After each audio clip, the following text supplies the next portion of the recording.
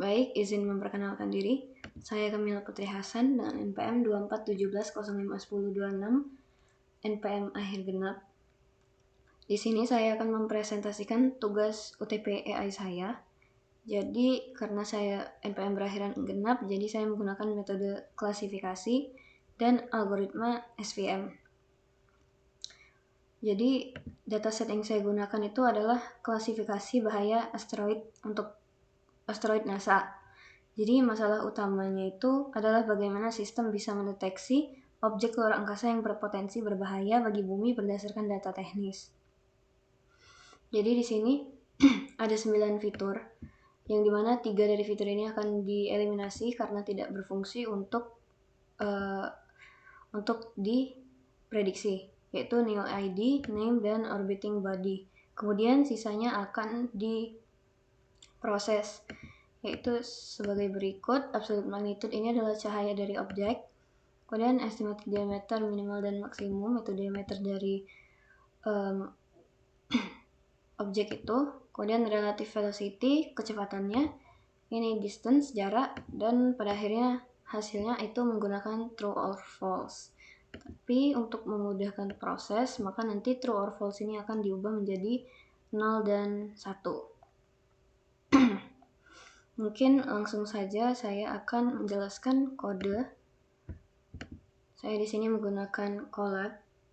Nah, blok kode pertama itu saya mengimport banyak hal, yaitu ada Panda untuk manipulasi data table, kemudian NumPy untuk komputasi numerik dan operasi array, Random itu untuk modul menghasilkan angka acak yang digunakan untuk mutasi di genetik algoritma, kemudian Matplotlib itu untuk mengimpor modul membuat visualisasi grafik, kemudian ada Seaborn itu untuk impor visualisasi statistik berbasis Matplotlib agar lebih menarik.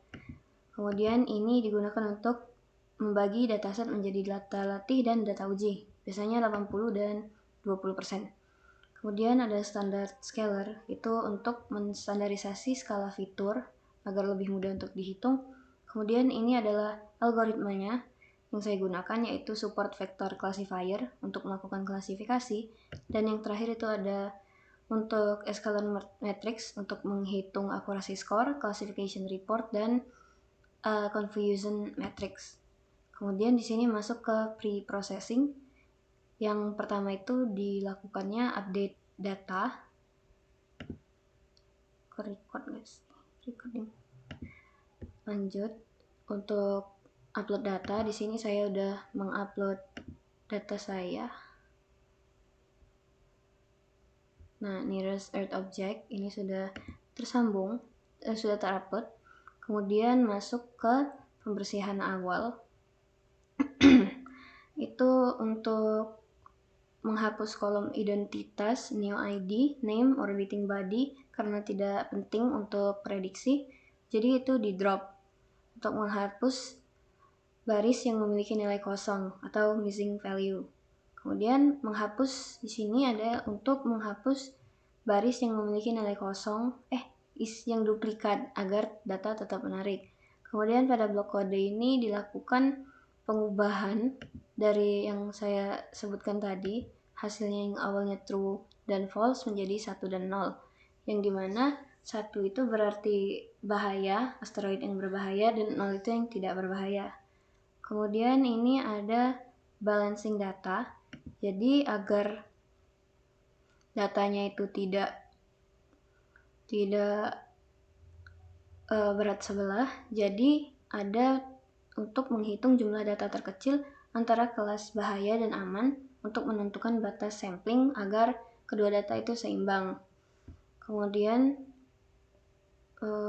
ini untuk mengambil yang data yang bahaya sesuai jumlah n sample. Kemudian ada juga yang safe atau aman, itu sesuai n sample. Kemudian ada DF, ini dan ini itu digunakan untuk memisahkan fitur input ke dalam variabel X, dan yang Y itu untuk dimasukkan ke variabel Y. Kemudian dilakukan standard scaler agar menormalisasi angka. Kemudian mengubah skala fitur agar memiliki rata-rata 0 dan standar deviasi 1 agar SVM-nya bekerja dengan optimal. Kemudian di sini data itu dibagi menjadi 80% untuk latihan model dan 20% untuk pengujian performa.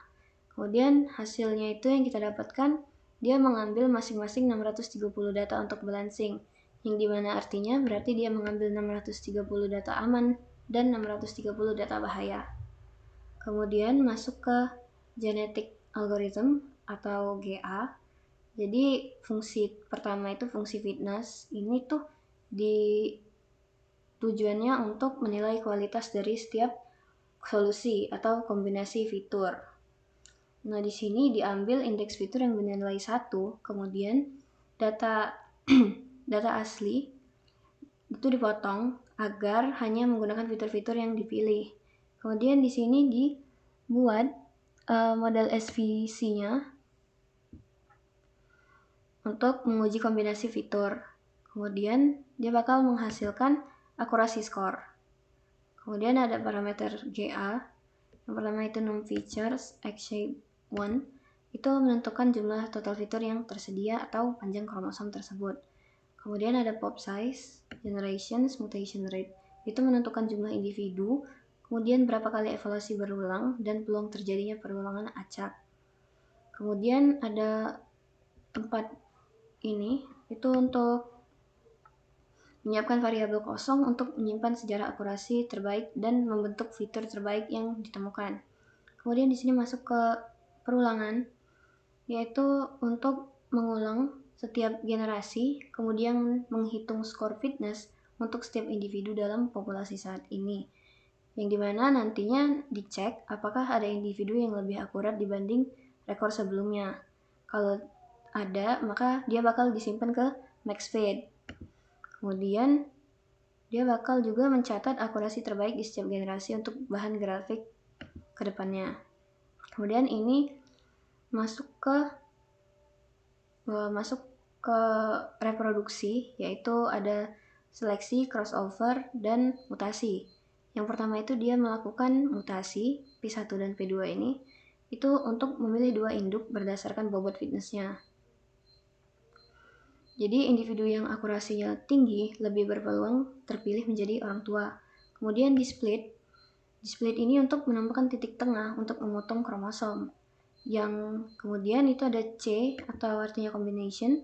Dia bakal menukar potongan gen antar 2 induk untuk menghasilkan anak baru. Kemudian ada random itu untuk mutasi. Jadi mutasi itu memberikan kesempatan kecil untuk mengubah satu gen secara acak. Itu bisa 0 jadi 1 atau 1 jadi 0 untuk mencegah kebosanan data atau mencari solusi alternatif.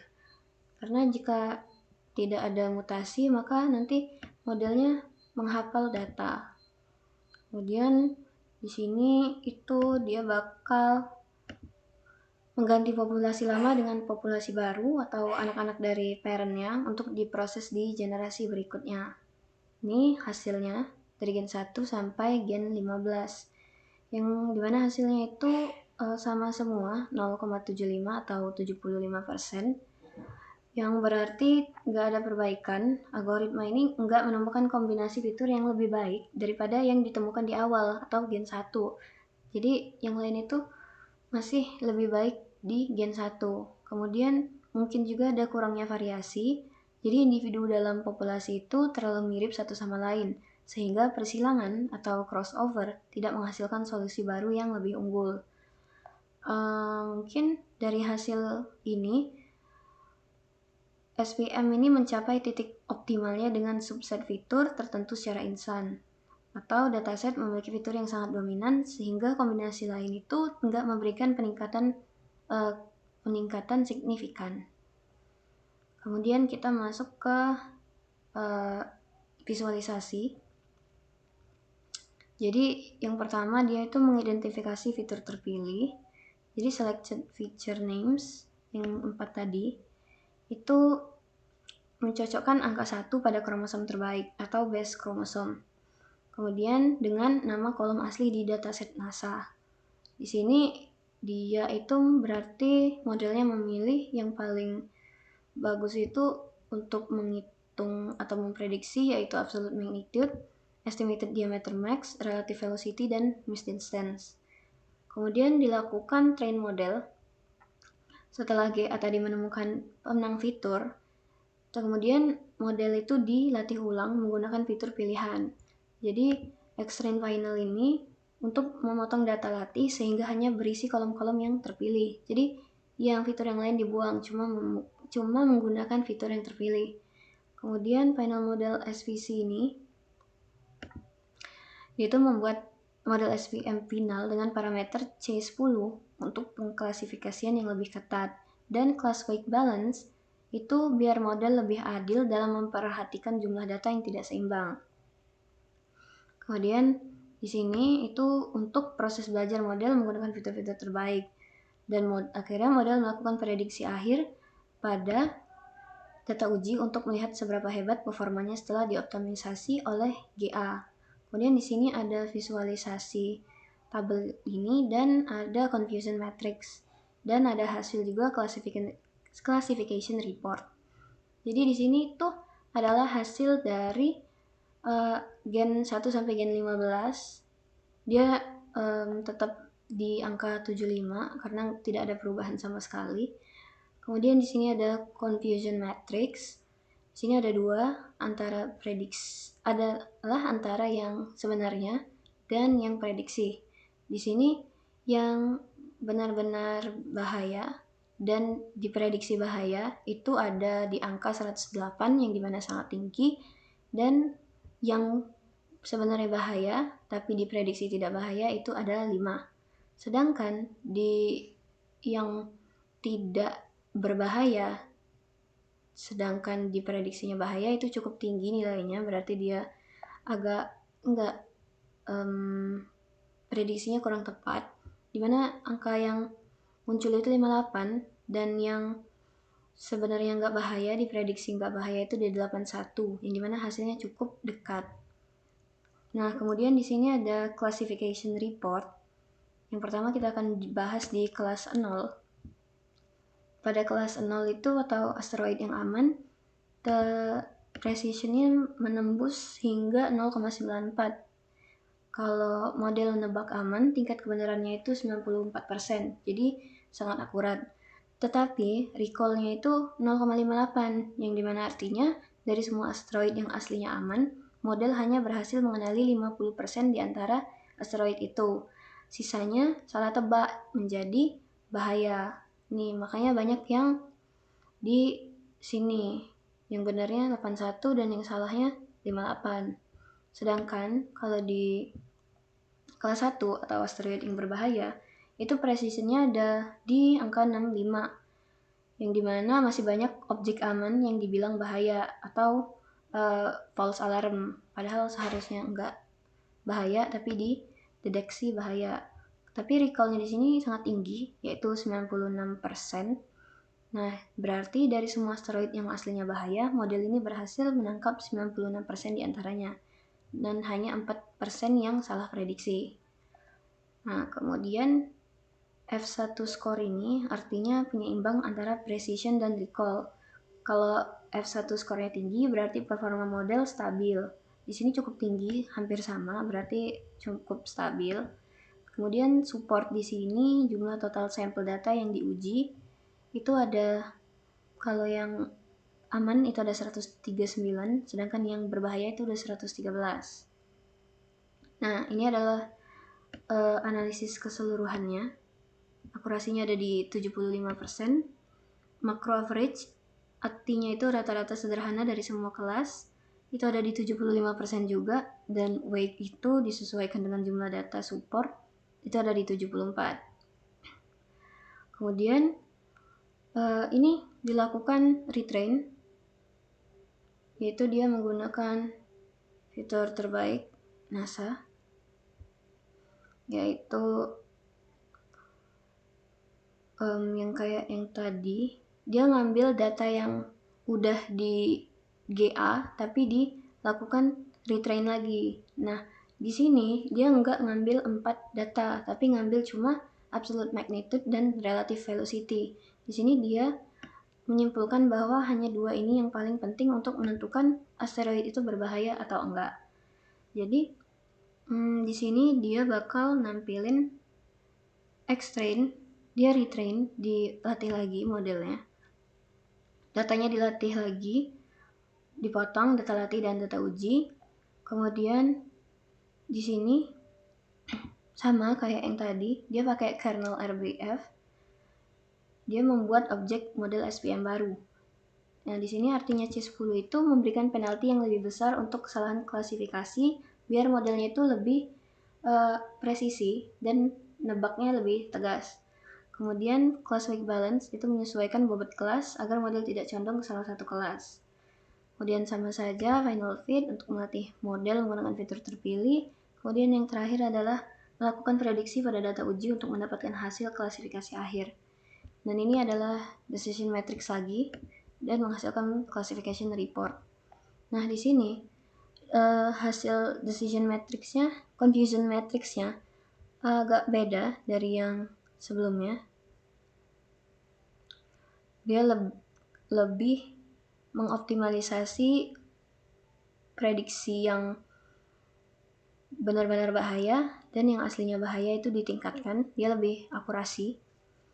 Jadi di sini hasilnya itu untuk precision di 0 atau yang kelas tidak bahaya itu tetap tinggi 98%, cuman recallnya rendah, yang dimana dia juga banyak salah terka.